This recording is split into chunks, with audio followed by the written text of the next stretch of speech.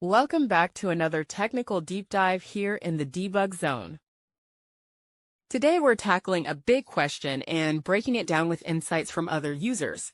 Hopefully this clears up some misconceptions and helps you get the answer you need.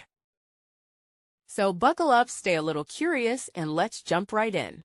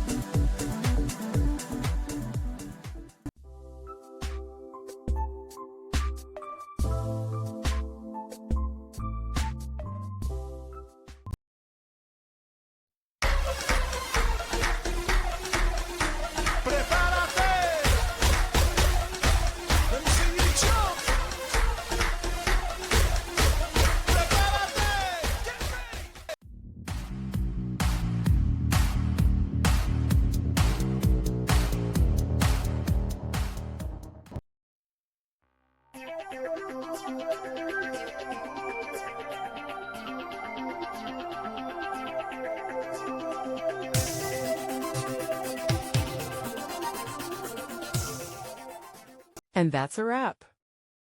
I hope you found the answer you were looking for. If you did, take a second to hit that subscribe button. It really helps out.